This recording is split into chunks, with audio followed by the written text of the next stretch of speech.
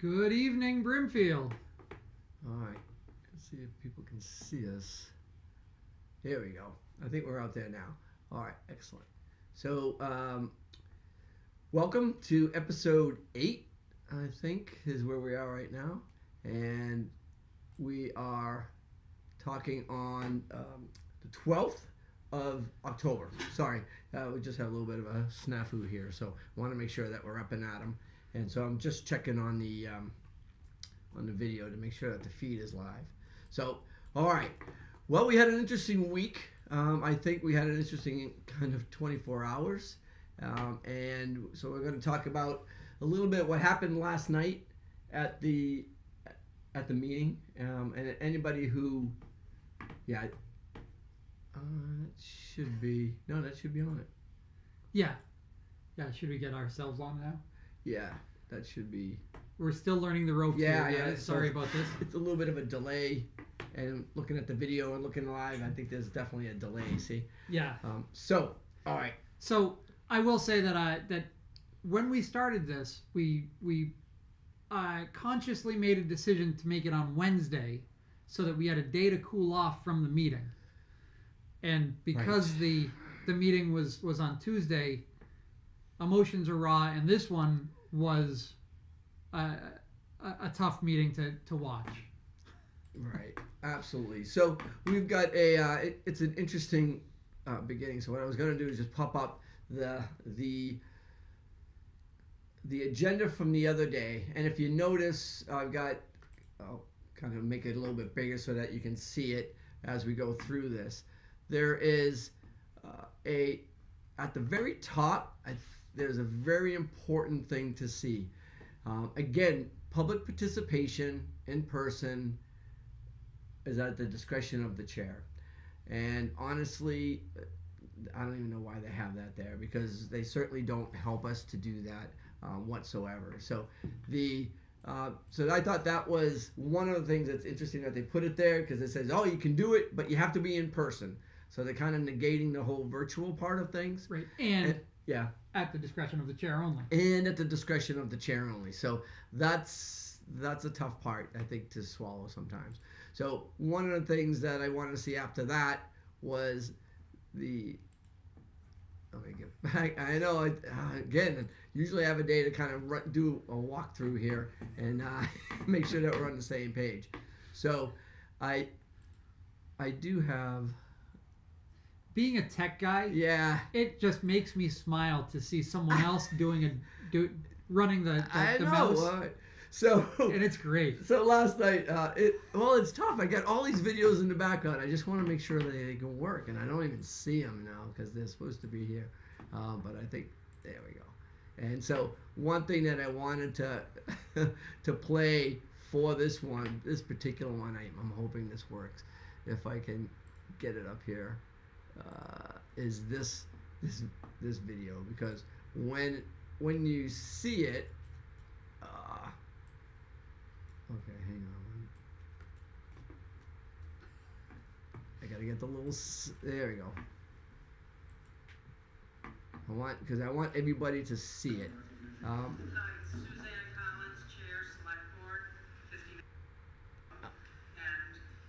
People do come to the meeting and they can speak on agenda items.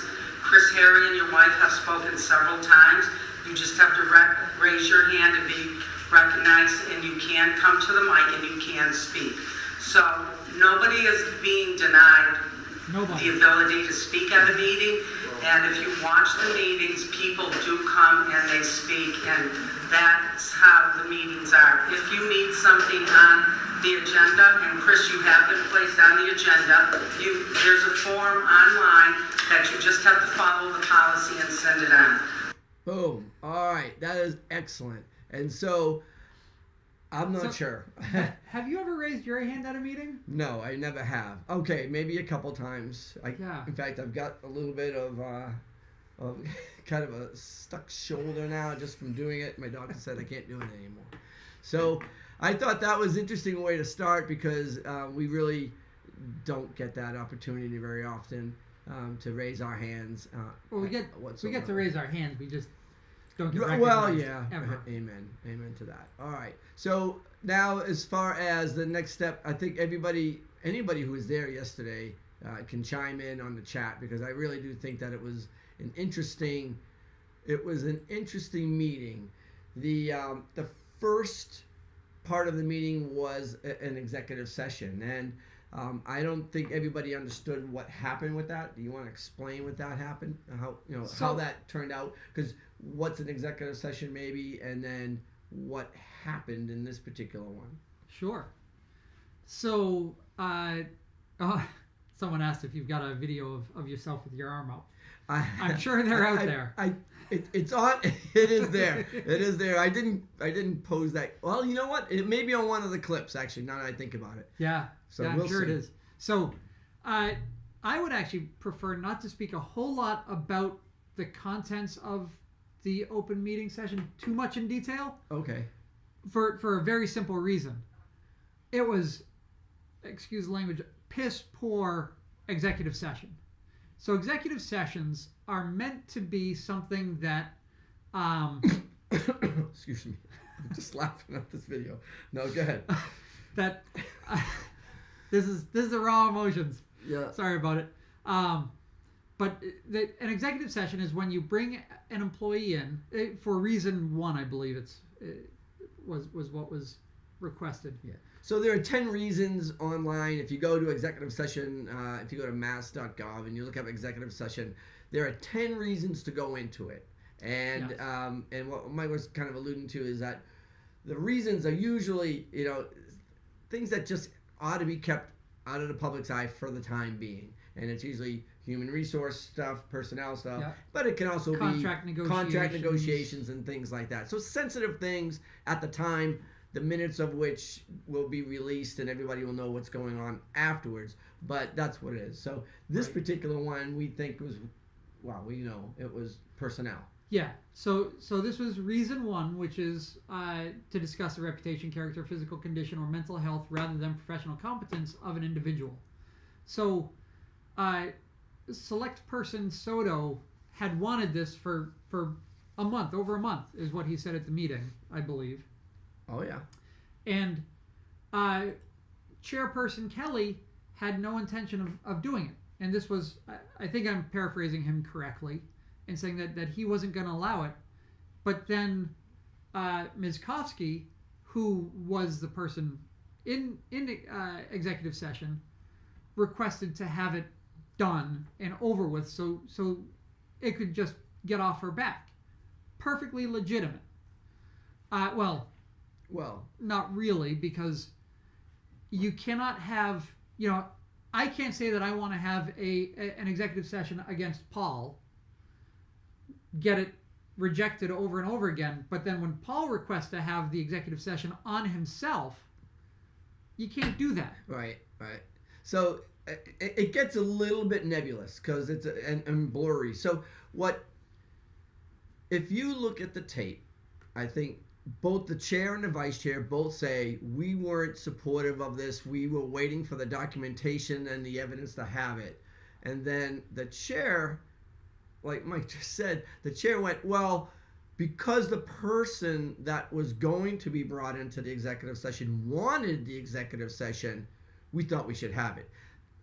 This is an HR issue, people. What should have happened is the head of HR, aka the chair of the select board, should have understood that there was a problem, taken the two individuals into a room and sorted it out, or at least investigated it on a personal level and then sorted it out. So this should never have gotten to this, because if you look at I'm jumping the gun a little bit, but if you look at what Mr. Soto actually said at his opening, it was a problem with communication. Yeah. Well, that's not a reason to bring someone, into an executive session. And I don't understand this one at all. And the only good thing that came of it was that Teresa got an opportunity to just say what was on her mind. Right. And she did. Which was unbelievable that it happened. And there have been many boards over, I was talking to some long-term employees, they were saying, you know, over the past 20 years, people have been wanting to say something like this and haven't had the guts, you know, or the authority or anything else.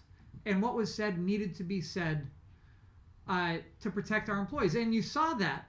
If you saw the meeting, you know, behind, you know, Paul and I and Teresa were almost every department head in town. They came to support a fellow employee who was having a very difficult time with this board, you know, and I will even say that she had a rough time with the board that Paul and I were on. And it's all what? No, I don't think so. I mean, I think I agree. Her time, it was rough right from the get-go because it was a very tumultuous time when she was coming in. There was a lot going on, and I have to admit, I was part of being very upset with everything that was happening during that time. Yes. I think she was thrown into the fire with thinking that she was going to get the support that was going to be never-ending from the board. Right. So, if you let me continue. Yeah, I know. Okay, go ahead. Go ahead. You know, she had a tough time, and you know, I had similar feelings to Anthony early on. You know, where he's not getting communications, he's not getting emails, he's not getting in the loop on any project. But what I came to understand was this was a problem with the board, and in particular the chair at the time wanted every document to be filtered through her. No ifs, ands, or buts about it. Correct. And because of that, that really hurt, you know, our relationship with Teresa early on. It did. It put her between us. Oh yeah. Yeah, for sure. Yeah. So that's what I was getting at was, you know, I understand where he's coming from. The you know, the stuff that came out in this was not good. But I'm trying to get to the next video clip that I wanted to show. And I'm having a tough time with my... Yeah, but it's a little bit hard without somebody in the studio. We need like a 13-year-old over there, or 15-year-old with that. But I do have the minute 19. All right, and let's roll the tape at minute 19. All right, let me get it to minute 19. You should have it on here. One of your. That's when you just were. Maybe this. Yeah, I can use this one. Okay. All right, so basically, it's I loved it. You know, right at the start, you know, so Teresa gets up and talks about the executive session that she wanted for herself because they weren't giving it to Anthony because Anthony hadn't actually submitted anything yet. You know, and you know, it should have been, you know, I believe that the majority of Mr. Soto's complaints were to the tune of, you know, communication. Right. So, right out of the gate. Now, okay? Not my job. That's your problem, not a me problem. You missed it. Minute 19, right there. Dragged me in. And if you're telling me you dragged me through all this just to say you'd like better communication, that's a board thing. You guys figure it out. Okay? Not my job. That's your... All right. Excellent. It's not her job when it's a, you know, bad communication. 100% true. And this was actually reaffirmed a little bit later, and I'm going to bring this one up. And it was right here. Her just like not being on the agenda when you're asked for, and it doesn't make it right. I'm not saying it's right. No, it's called composure. It is. Don't keep your shit together. Correct. At the end of the day, that's why when this, I knew when I saw this on the agenda, I knew this conversation had to happen, and it's the only way we can move forward as a board and with you, because it's festering within you over the last couple months, and it's festering in Anthony over the last couple months, and it's affecting the board as a whole. There's no question about it. It's just like a cloud. So this had to happen. This had to happen. So, you know, and I do appreciate you sharing and yes. Oh, that was me. That was Mr. Doyle being chastised by the by the chair, because he was actually, I think, smiling because somebody was finally listening to what he had to say. So, I think, I think Mr. Adams said it. I mean, he said the frustration he understood from Mr. Soto because they don't get items on the agenda when they want to. They don't get the communication that they were asking for. And this, if you go back and look at the complaints that we had for the last 18 months, it is exactly that. Yes. And poor Teresa was thrown in the middle of it because we asked her, I don't know how many times, are you getting us all the email? And she was under the directive of the chair. We assume. And then we started getting bulk emails, and then we started, every once in a while, we would get a bulk email with everything for that week, which is very hard to, actually, for me, it was very hard to organize. So, I absolutely empathize with her position because I think her position was between a rock and a hard place, and they put her there. Right. But you can see the frustration of Mr. Soto, and you can see the frustration with Mr. Adams, who supported at least the essence of the complaint, if not the manner of the complaint. Right. Yes. And I would say that, Teresa has been used very badly by this board. Ms. Collins, Mr. Kelly, they want to control all the information, and they don't understand. I can't grasp how they don't understand, after all the times that we've said it, and now they're hearing it again, that a chairman does not have, or a chairperson does not have any special authority beyond setting the agenda, running the meeting, and signing documents that the board is supposed to give permission to, if it's a single signature. Right, and I think Mr. Soto, I'm sure he did it during some time in his little speech, saying the same thing, that we're all the same. We're all on this board, and we're all members, and we should be treated equally. And I think that's what he was trying to say then. Again, I'm not condoning what he did or how he said it or anything with the relationship with Teresa, to be honest. And some of the things he did early on, I absolutely don't agree with. Right. However, that part I do agree with 100%. You're a member. Everybody should be treated equally. You get the same documents, the same time frame. The chair has a certain amount of responsibilities, setting the agenda, controlling the meeting. It's relatively limited, but you need that. You need somebody to be in control, to be a point person. And the reality is that's all. They shouldn't be withholding information or planning their own strategies or anything of the like. I mean, I think Mr. Adams and Mr. Soto were 100% dead on with their concerns and frustration. And that's when they said that. So that should have been the part and parcel of this executive session. Right. It really should have been Soto requesting an executive session about Kelly and perhaps Collins. Since it's a communication issue. Right. It's all the documents, everything has to flow through the full board, not the chair, who then picks and chooses what people get to see. Right.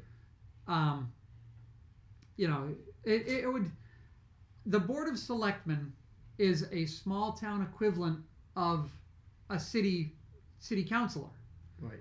City councilors are picked by ward and precinct or whatever, however they're picked. Right. So, you wouldn't not give a city councilor from the east side of town information that could, so it's the same type of thing, just a smaller level.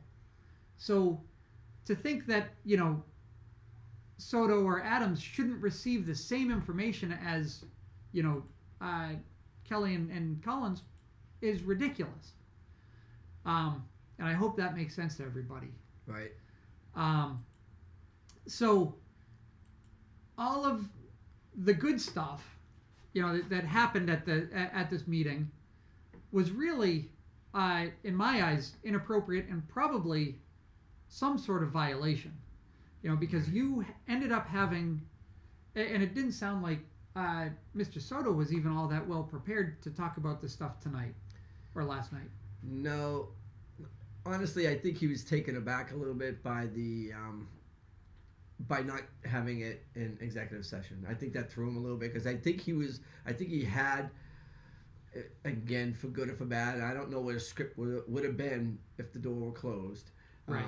And maybe it would have been the same, and maybe things would have been different. I don't know, but he definitely was thrown off the rail, I think, with that with the decision for it to be open, and that is what it is. I don't think he was ready for it. It was a setup. If you ask me, it was a setup, and they kind of used Soto and his relationship with Teresa and what happened.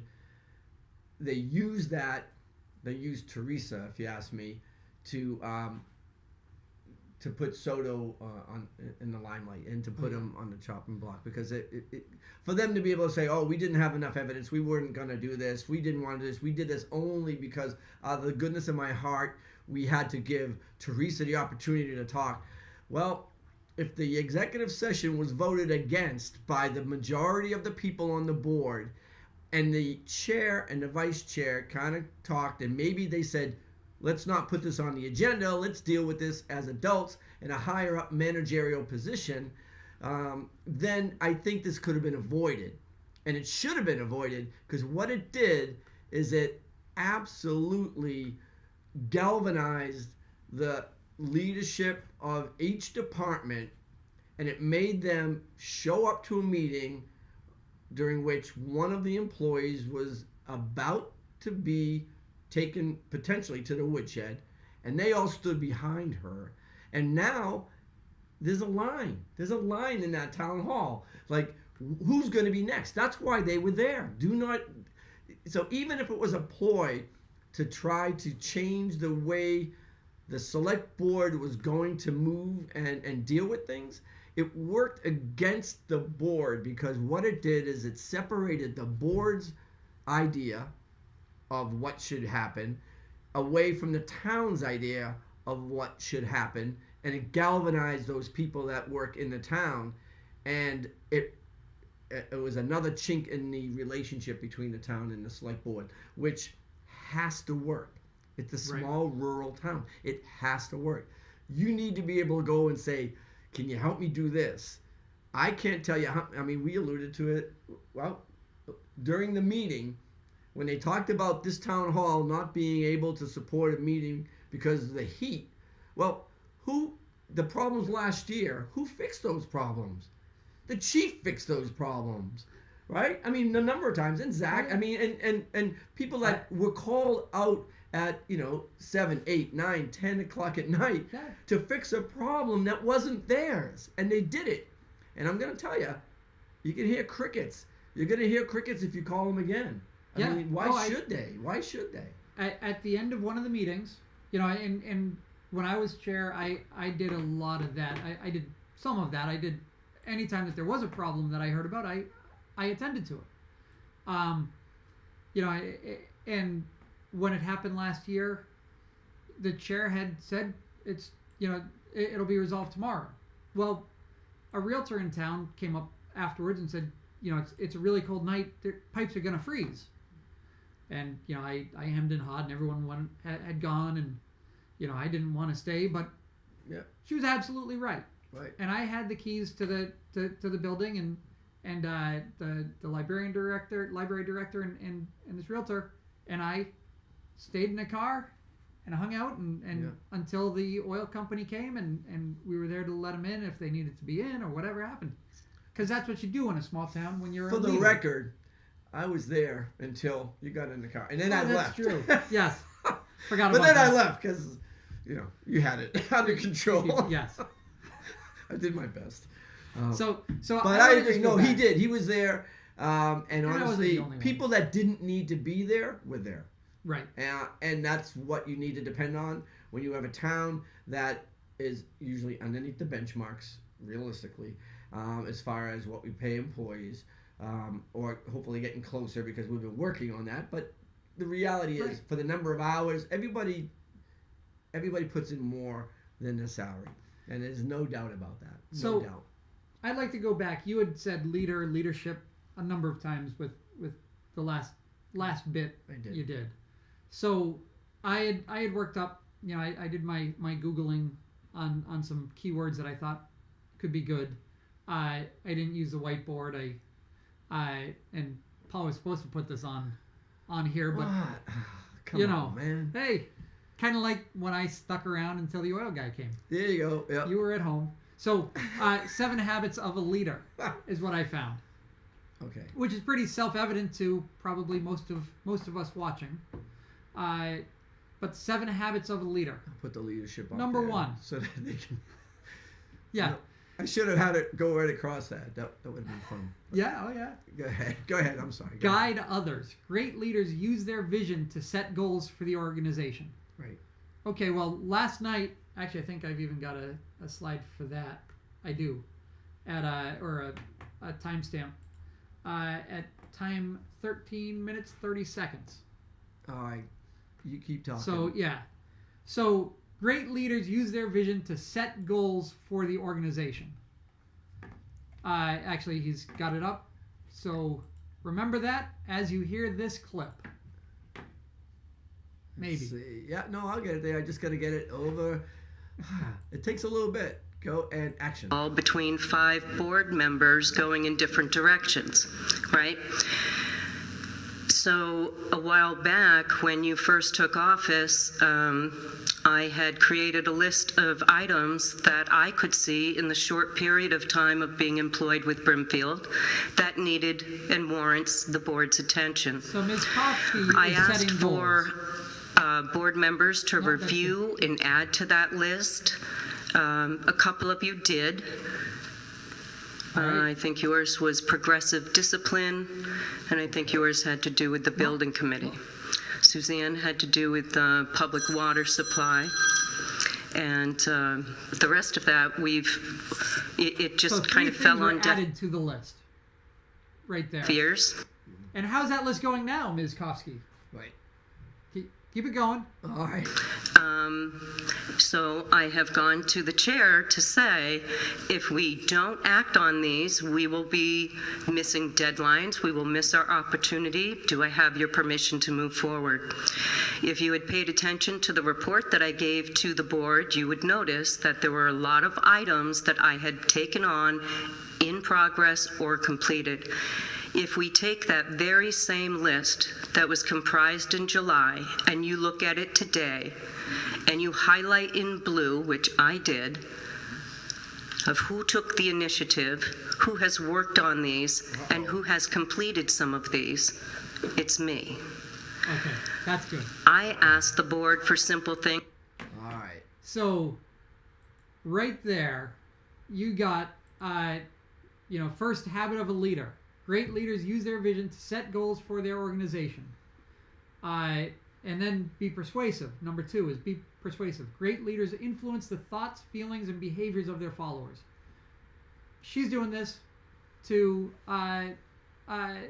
show the initiative and to try to get the followers. So we've got our administrative assistant, being proactive with the first 2 habits of a leader.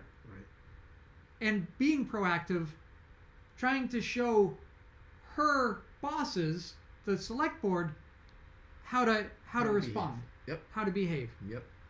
So number 3 is show up to make decisions. She's asking for guidance. Right.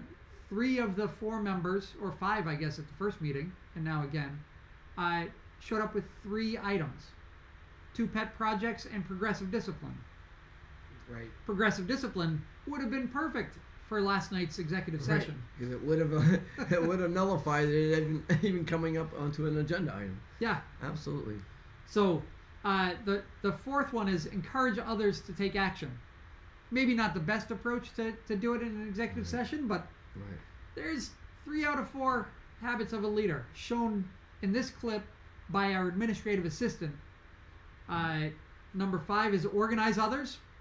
Okay, she's got that one too. If you look behind, you can see how many people came to support her again from the town. This is, if you look at the video, there's quite a few people and more than usual for a select board meeting.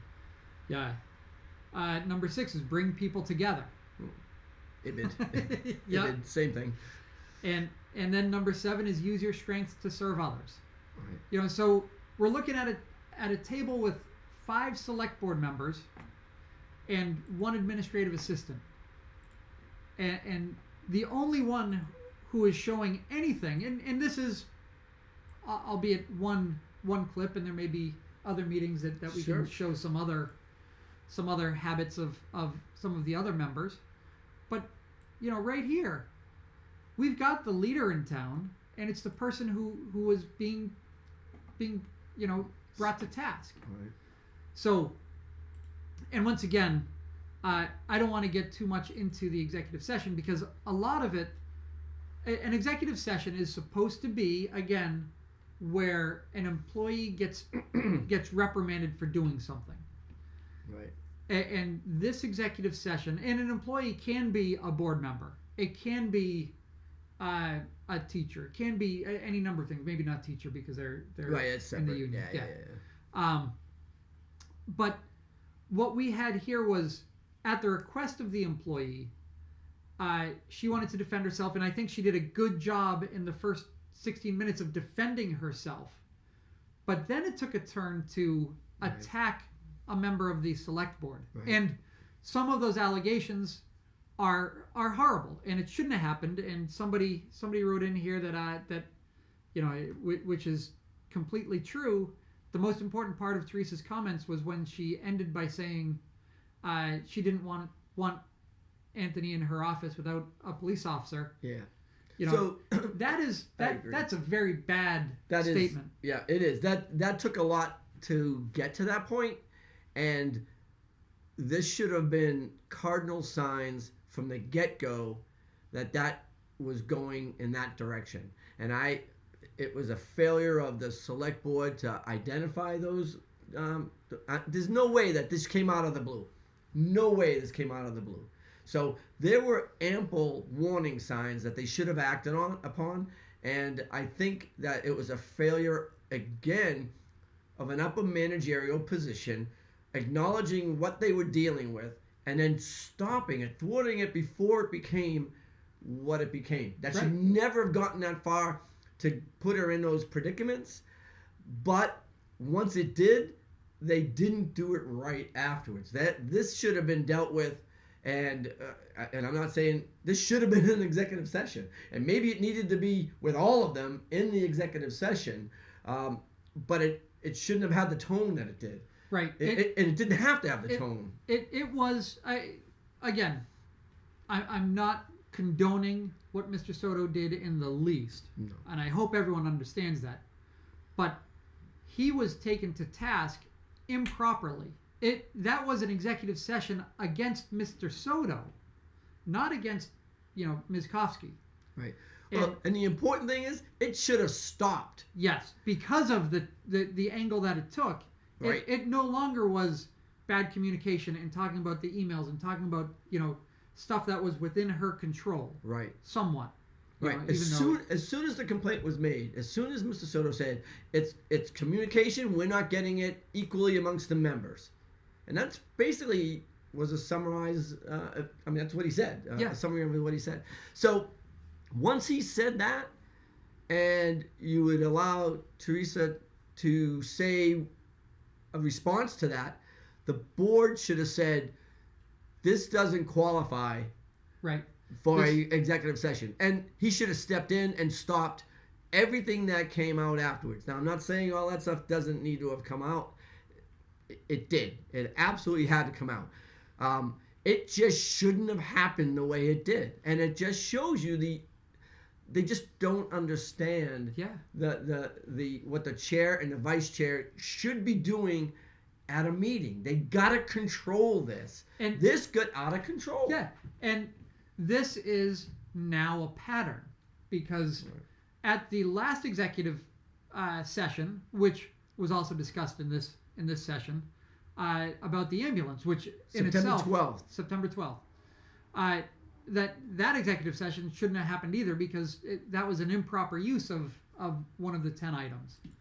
But then, you know, what we heard last night was that that's when Mr. Soto started yelling and going beyond, and Mr. Kelly admits that he was that he told Mr. Soto that this is an open meeting violation. You can't talk about this.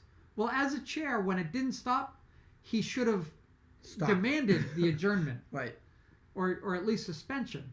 And then it continued enough that Mr. Kelly didn't want Teresa to be involved in it, and he walked her to the door. And then it continued on even further. Right. You know, That should never have happened. Right. Mr. Kelly, Ms. Collins, both admitted that they knew it was an open meeting violation and let it continue. Right. That's just bad leadership. Right. 100%. They lost control of that meeting. They lost control of this meeting. And because of that, you know, now we're at a point where the last statement of that comment was that he should resign. You know, based on that, you know, that's not far fetched. Right. Well, he's gonna be a lame duck, and he's in his first 4 months of a 3-year term. I mean, it's gonna be very difficult for him. 100%. Yeah. 100%. So another question just popped up, and it said, because it turned around and became open, could that be a possible open meeting violation? So the open meeting law states that you know, the town sends a letter within 48 hours of the meeting to alert the employee that this meeting is going to happen in behind closed doors, and it's, you know, about the character, blah blah blah blah, of the individual. But in that same law, it does give the employee the final say as to if it can be open or if it's going to be behind closed doors. Ms. Kofsky wanted it to be done in public, which was very good. I mean, I am extremely happy that it happened. Right. And there was no forethought in trying to stop it when it should have been stopped, because this is what needed to be seen by the residents. Right. I agree. Yeah, I mean, I think the idea that it wasn't open meeting violation, it became an agenda item is what it did. It Right. became just a regular agenda item instead of executive session issue. So, and that again is at the foot of the chair. I mean, he's got to control that, and where it went from there, they should have controlled it. I do agree that it offered an opportunity to get some things out in the public that would never be able to get out in the public because the public has no access. The agenda items are so controlled that there's no way to put things on there other than this. It was a strategy. I think Ms. Kofsky actually utilized a strategy, and to the benefit of the town, because it made people aware, I think it helped her position in general. I don't think it helped the select board. So if they thought it was going to be a feather in their bonnet, I think they kind of overguessed the results of that meeting, in my opinion. Yeah. So the follow-up question is, because it turned against Soto and not Mrs. Kofsky, would that be the open meeting violation? Yes. What? I see what you said. Yeah. Because they basically had an executive session against Mr. Soto in the public without him being notified and being able to be prepared of the allegations. Yeah, I see what you're saying on that. Yeah. So, I mean, I don't know legally if he opened the door by responding and saying, this is my complaint. But once that complaint was addressed, I think there was probably a good reason to stop it. Like I said before, that should have been stopped. You know, whether it was an open meeting violation or just practicality or HR, what you should do. It should have been stopped. And open meeting violation, maybe. I mean, I don't know. I don't know. I mean, maybe, right. They did discuss his character. They did discuss a lot of things that should be on that disclosure for an executive session. There's no doubt. Be an interesting comment from the lawyers. Yeah. If they get it. Yeah. Yeah, and I also think that I do think that is a violation, just because he didn't have time to prepare. He didn't know that he was on trial. Right. You know, his allegations. You can't. You know, I don't know. I would try to use an example again and say, you know, if I'm Easy. alleging that Paul, you know, Come on, man. you know, I don't know. I don't know where to go with that. But if I'm alleging Paul did something, and then at this meeting, Paul came back and said, no, I didn't do it, but, you know, Mike did X, Y, and Z, and you know, he's bad because of this, and this. You know, that now has changed. So I'm thinking that so again, we don't have to focus on that, but it is a very interesting question. I don't know if there's anything else to kick on this. I don't think so. I do want to finish with one last video clip. Uh-oh, I gotta get on there now. Yeah, Tell I me like what the this. number is. I'd like to have you put it to 45 minutes. This is my little microphone. in my ear. 45 minutes. Yeah. We're gonna get the studio to do that back at some technician back at the studio. Go ahead. 45 what? 4500. Oh, come on. Oh yeah, on the nose. So this is right at the end, and I think this just sums it up all very nicely. All right. First, let me put it on so people can see it, and then hit play. All right, so let's see the curtsy. But here we go with One more thing. I do have to say thank you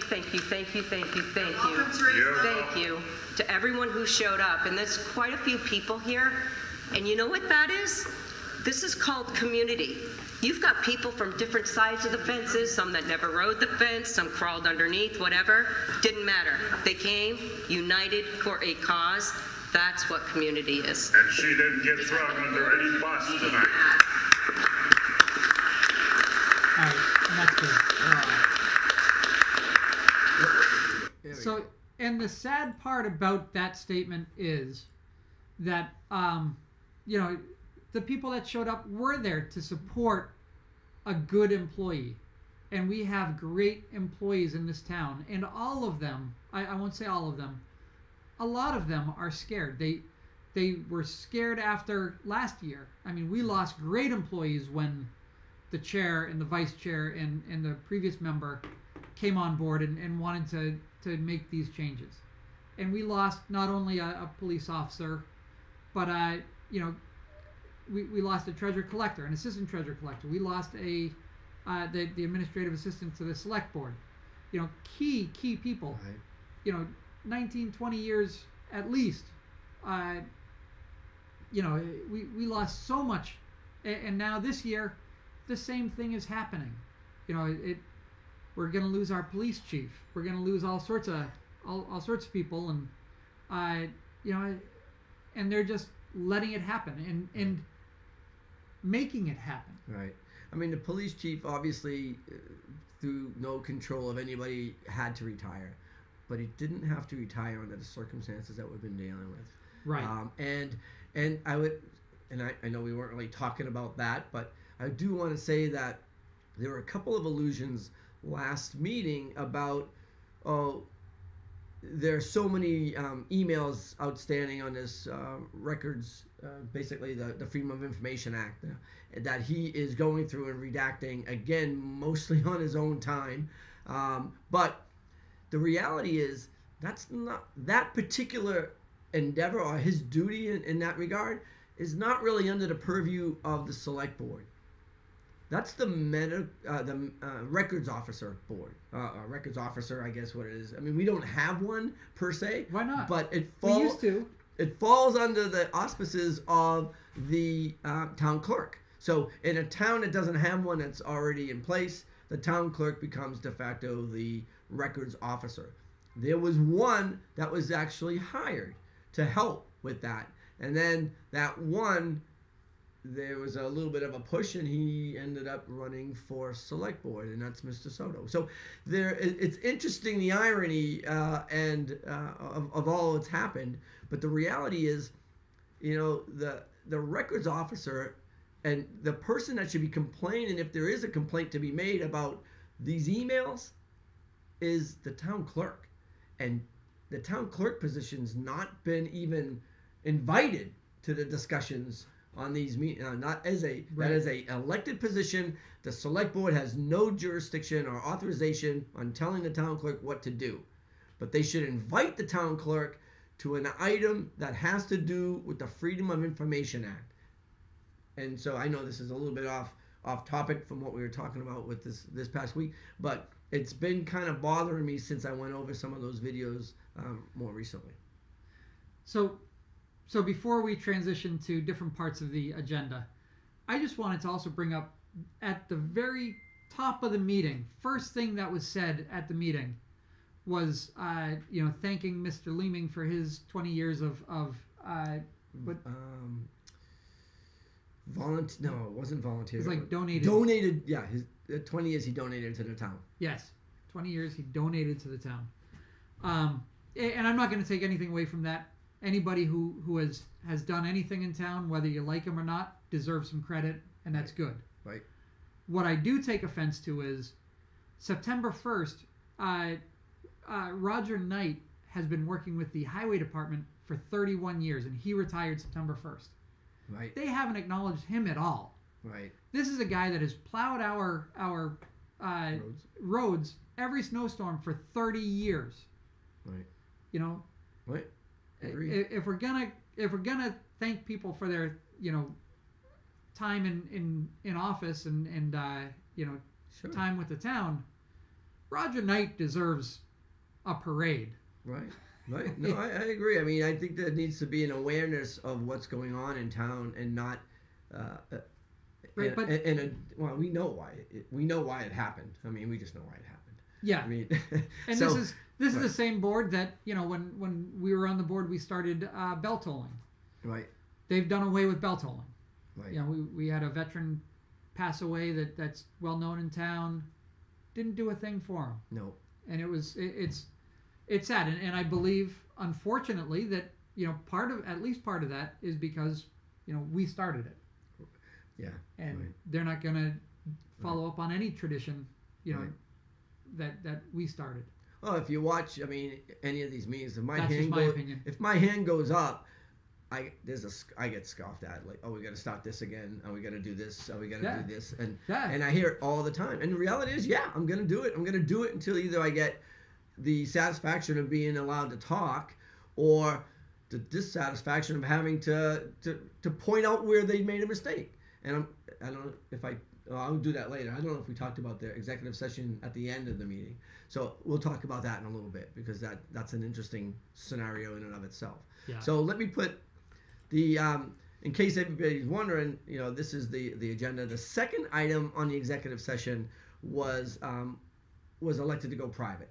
And Yeah. so what they ended up with that one is they pushed it to the end of the meeting, and they kind of went through the rest of the regular items. I'm not sure if there was anything there that we need to talk. Yeah, I mean, it was an executive session in private about an individual. right. We don't know much about that. Right, and that's why it's supposed to be an executive session, because the hope is that it. Well, actually, let me back up that bus for a second. The hope is that it was worthy of an executive session, and not worthy of a discussion by HR in a room that could have just solved an issue Yeah. without it getting to the escalation of an executive session. So I'm assuming that it needed an executive session.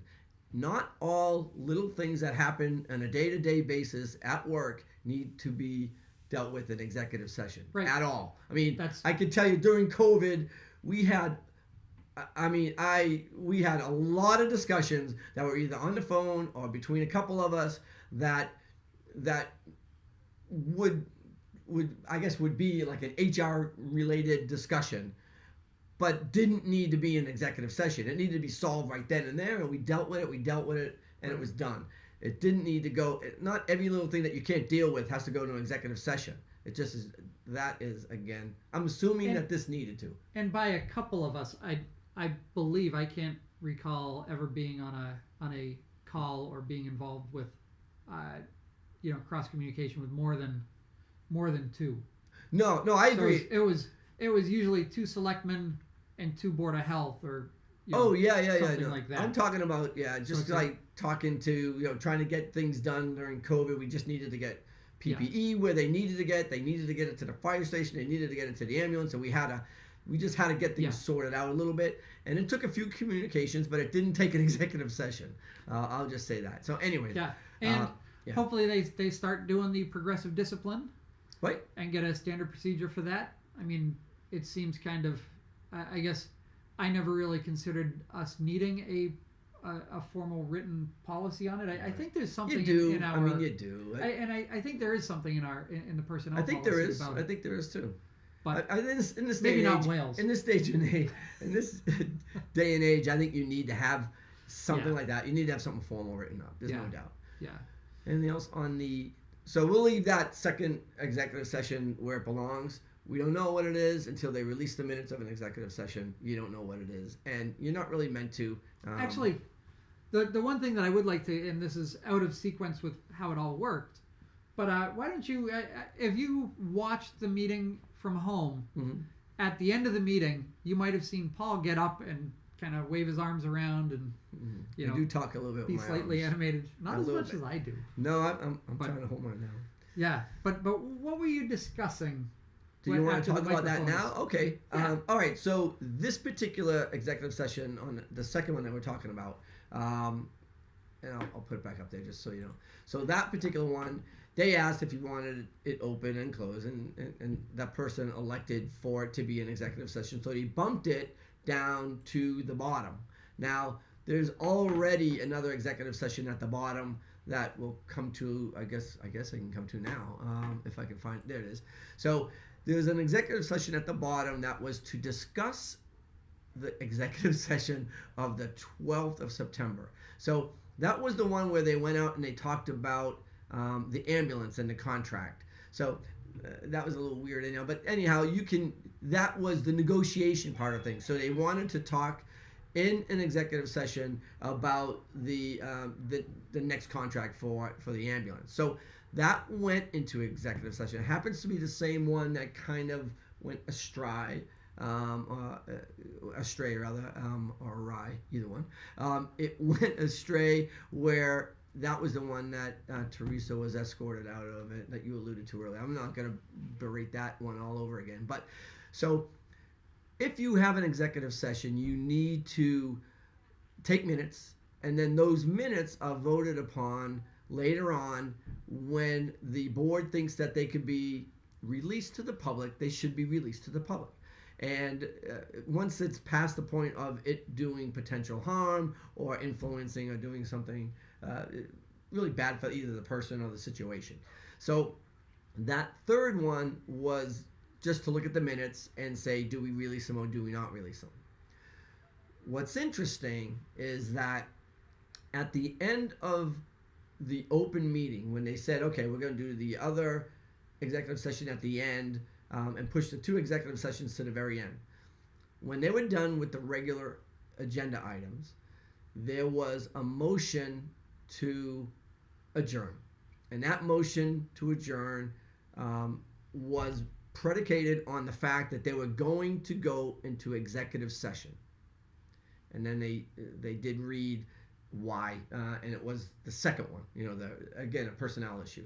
So, and they voted to go into executive session. And they all voted unanimously that they went into executive session, and then they said goodbye. Not only did they say goodbye, but they said dismiss. That was my surprise at the end of our show. I was going to use it, so I might just still use it. So hold on. So basically they said we were adjourned. Well, you can't do that. So when they went from the open meeting and voted to go into executive session, they have to vote to come out of executive session back into the open meeting and then adjourn. Or what they should have done is said, we are going to adjourn our open meeting at the end of the executive sessions that we're about to go into, and then we will adjourn without any other open meeting, basically. And there's verbiage to do that. I'm of the opinion. So actually, one thing I just thought of was the very few executive sessions that I've been in, comparatively to this board. Right.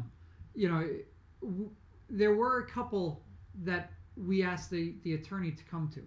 Right. And when you've got 3 executive sessions in one night, Oh yeah. this probably should have been one that we Yeah. had town council Actually, there. That's a good point. But that being said, my understanding is that you almost have to do it as 3 separate votes, all kind of backwards. So, you know, you have to say at the end of the meeting, we're going to adjourn and not come back into public. Right.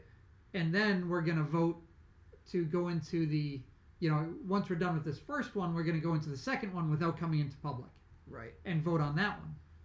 So you vote for the adjournment, you vote for the second one, Right. then you vote to go into the first one, and then everybody leaves. Right. So I think the idea being you've got to be clear what you're going into. When that meeting ended and people were leaving, we were in the middle of an executive session. So I actually approached the board and I said, you realize that you're in an executive session right now. And and I have to say the chair just kind of scoffed. One of those, like, get away from me, because I'm not one of their most favorite, I don't think. And luckily I looked dead-eyed with the vice chair and I said, you realize you can't come out in executive session and close a meeting without saying that's what you're going to have done at the beginning of the motion. She knew it because she grabbed the microphone, which was off, by the way, because the lights were off. It wasn't being recorded audibly. Yeah, So nobody heard what was said. I did, and she said, I make a motion that we go into executive session and then we close the open meeting after coming out of executive session. And then she got a second and they all voted on it, which is all well and good, but they were still in the executive session. I know it's semantics, but to me, it just underscores the need to understand protocol and to understand the power that is in that board of selectmen. They need to understand this is government. This is the way government was set up, and it's set up with rules for a reason. And Mr. Wales said several times, you know, point of order. There was a point of order there that they just don't listen, and they weren't even open to listening. They were just kind of throwing me away. I mean, they didn't want to talk to me at all. And the reality is, it may be semantics. Is the Attorney General going to be all upset about it? I don't know, actually. They might be. But the reality was, it was not done. It was done too quickly, and it was not done with the knowledge. And if you don't have the knowledge, you ask. You just say, what do we got to do to make this right? Not just say, the way we want it is the way we want it, and that's going to be right. That's just not acceptable. It's just not acceptable. So another comment here was that was up here before we started this conversation, which is very prescient. I'm trying to extend my vocabulary sitting next to. Yeah. Well played, sir. So the best suggestion of last night, according to this viewer, was and this came from Teresa, was that members should do their homework and be familiar with mass law and duties of office. Absolutely, 1,000%. Right. But you also have to understand that you don't know all of it. And I mean, Right. Teresa mentioned 17 books that you should read and all this. And I didn't read. I recognized a couple of the titles, but I was like, dang. Yeah. That's a lot. Yeah. But I also, you have, we all have different expertises among us. And we also have people that we know and trust, such as Teresa, who does know. Right. You know, if we had a question about the accountant, I don't want to read the book about mass accounting. Right. I'll ask the accountant. Yeah. You know, and who better? Right. yeah, if you have good relationships with your department heads that are your professionals in this town, you know, everyone that was behind us at that meeting, those were all professional people who have great jobs, who care about this town and want to do the right stuff.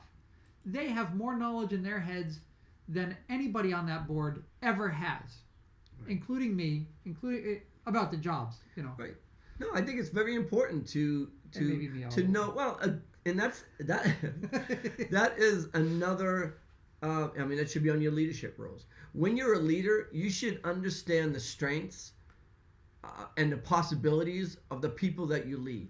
And the reality is, when you have yourself, when you're surrounded by good leaders in their departments, you listen to them and you defer to them.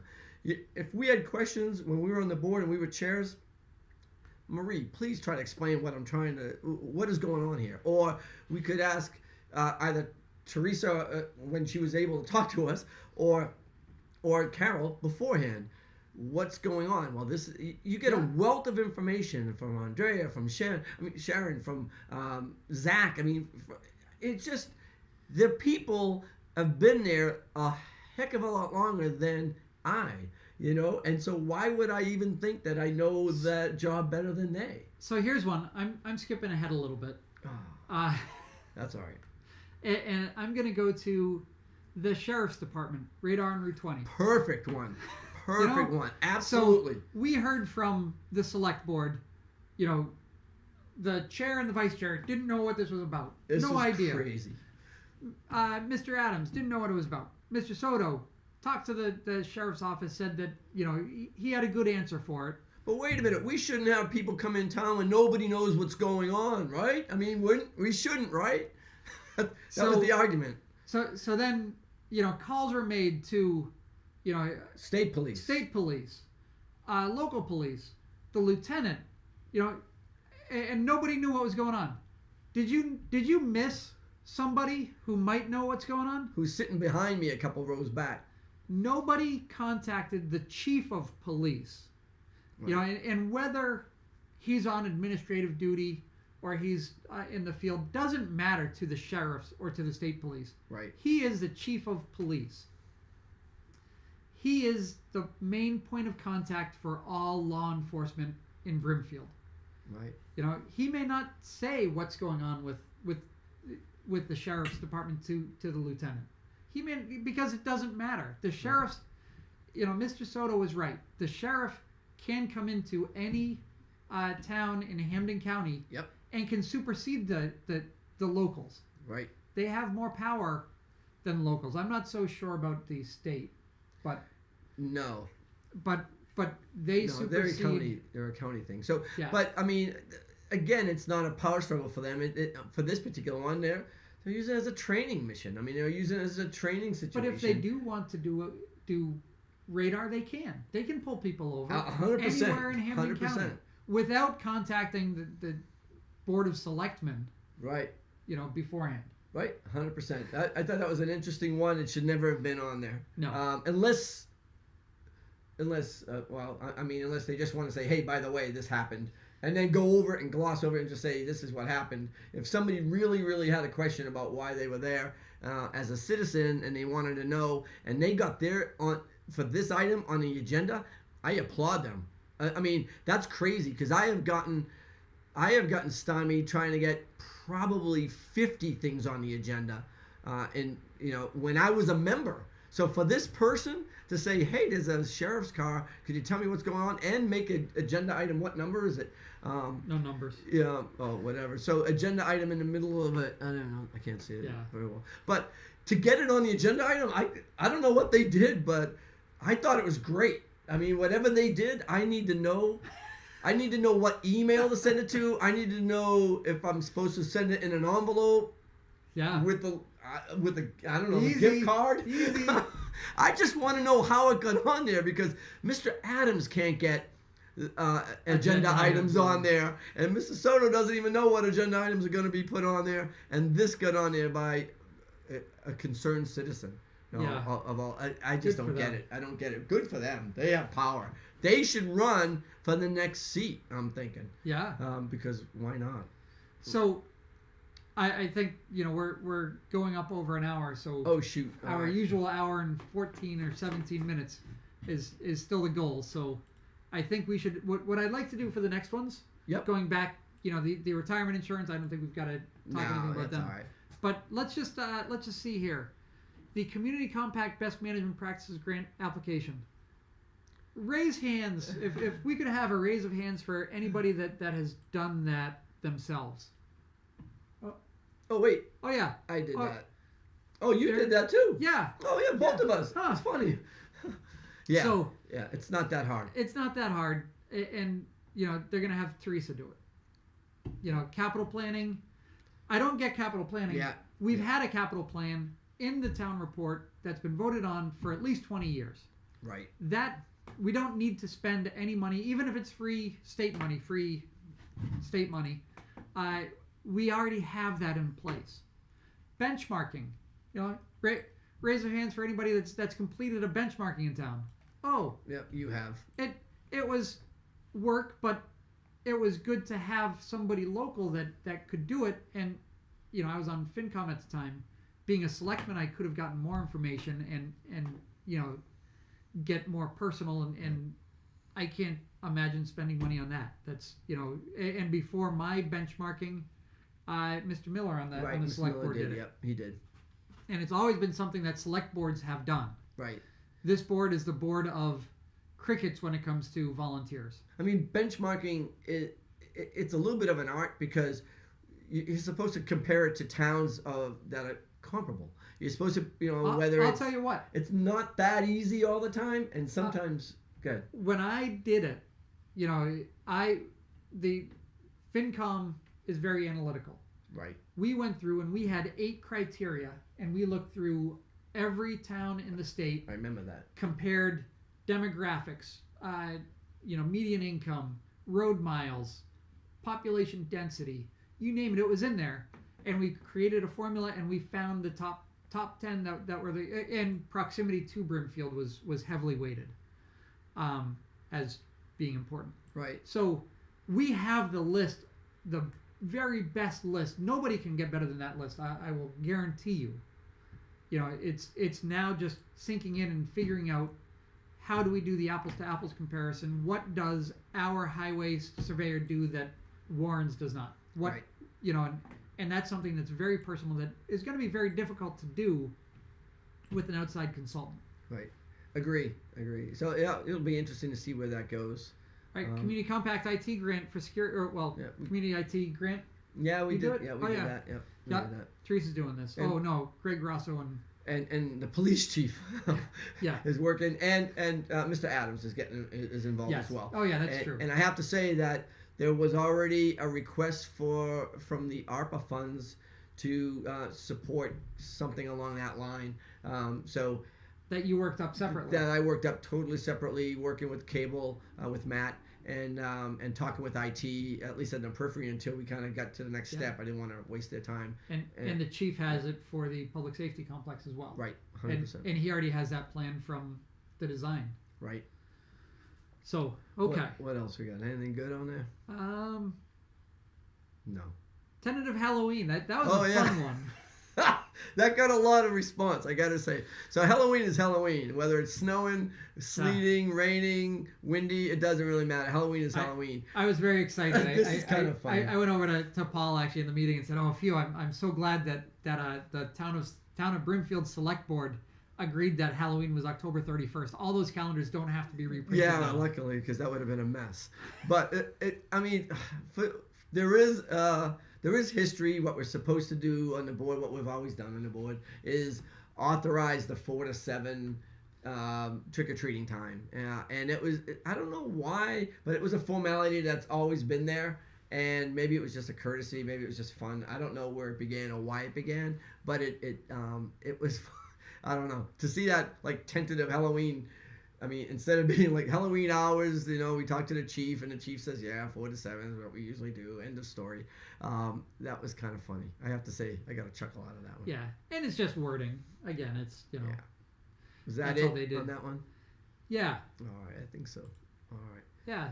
So I think that's going to conclude. We got a couple things that we would like to, while we're talking, we'll just kind of mention here a little bit.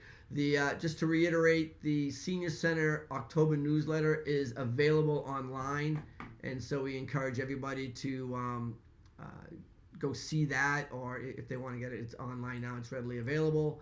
There is, I want to make sure that everybody knows that this is actually Fire Prevention Week. When it's usually when you're supposed to do your your fire alarms, your smoke detectors, you're supposed to change all the batteries and whatnot. And so for whatever reason, their little mantra this year is, fire won't wait, plan your escape. So I want to reiterate that. And Mr. Adams has been good about putting that out on Facebook as well. So I noticed that. So we'll give a shout out to Mr. Adams for doing that. This weekend, I believe it's Sunday, correct me if I'm wrong, Sunday there is a cornhole tournament at the Brimfield Winery. And so hopefully, I think the weather's supposed to be great. And I think this benefits the school recreation department. Yeah, right.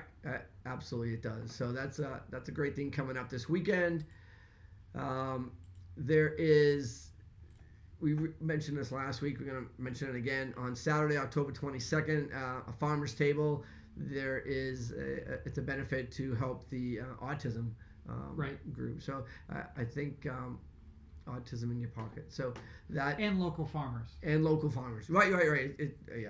Most of these things are done by locals for locals, and it's really honestly it does reflect community, as they say.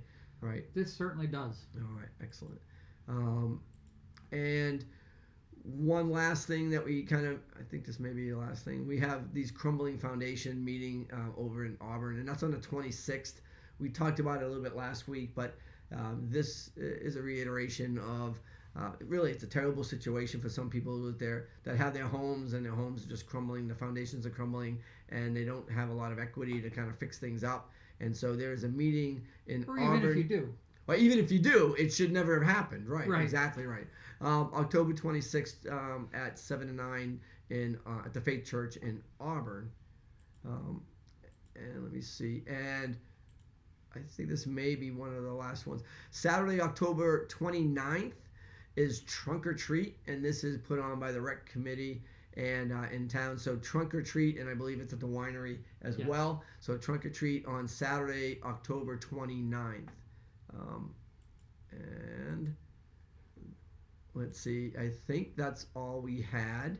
Go ahead. You got something to say? Well, just there was a question about why does the BOS approve Halloween? It's kind of ceremonial. Yeah, they don't really. But it is also something that we verify that with the police chief that it's a good time for trick or treating. It's not really Halloween. It's the town trick or treat. Right. It's the hours that are scheduled to be quote unquote official, and so I do believe that the police probably pay a little bit more attention during that time. Yeah, they'll have extra patrols out, and so it gives people an idea of like when does it start? Well, it starts at 4 and ends at 7, and so it may be a little bit silly to have it on there, but it does reiterate the time frame and the support. Some people just don't know. Yeah, coming in. So. Yep. All right. So I wanted to show just a couple things. If you want to contact us, we've got our Gmail there. We got our Facebook. We're on Facebook. We're on YouTube. If you're watching on YouTube, please subscribe or encourage other people to subscribe. Right down below me. So we want that to happen. I'm good at that. Yep. And we will say that, we're still trying to maybe work this out so that we could be on public broadcasting. That is still in the works a little bit. If people want to send emails to the Brimfield Public Access, I guess public access at brimfieldma.org. Yeah, will they do? Oh yeah, will it get to us though? No, it won't get to us. But if you want, if you agree that this should be on public access, feel free to email saying that this would be a good addition. All right, yeah, and then I did want to put. Let's see if I can. Oh boy. Oh yeah. So while Paul is doing this. This is something that has sat with me, and I talked to some other people today, and this really just goes to show, how bad this is. It's just disrespectful in every way to the people, and mind you that half of the people, probably I'm going to guess half of the people that were in attendance here that the vice chair is referring to, are actually department heads and town employees. And she makes no mention of differentiation of that, but just to say that the people that were interested enough to attend this meeting and upset enough with what was said and how the meetings are progress. Right. A lot of the problem that this board is having with Paul and I, yeah, we're raising our hands, we're interrupting, We are. but most of that, I would say virtually all of that, we've got productive things to say that will help prevent them from reinventing wheels. Right. And the fact that they don't see that and they don't allow us to help them, Or anybody. I Or- mean, yeah. everybody's raised. I mean, hands have been raised from. I mean, when we were on the board, and Yeah. and some hands have never been called. Other hands that shouldn't have been called get called. So it's interesting. And but anyways, I thought the ending. I'm just gonna let this will probably speak for itself. I just want to kind of put this on, and even though this is. Well, we have to have a vote. Maybe this will be our the way. Well, it will speak for itself. Hang on. Watch this for a second, and then we'll be right back. Individual to discuss the discipline or dismissal of or complaint or charge against a almost public there. officer, Let me go employee, up a staff little bit. member. Didn't even coot The up there. chair. Second. All in favor? Here we Adam's go. eye. So do I. Collins, aye. Kelly, aye. Berkovich, aye. Okay. Soto, At- his microphone in front of him. Soto, I. What we're going to do is we're going into executive session.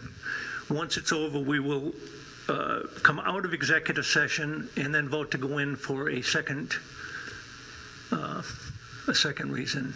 So we will not be coming back to public access after this. And this is during the executive session now. Yeah. This is what we talked about earlier. Oh. But watch. Is this the part where I say dismissed or? Dismiss children.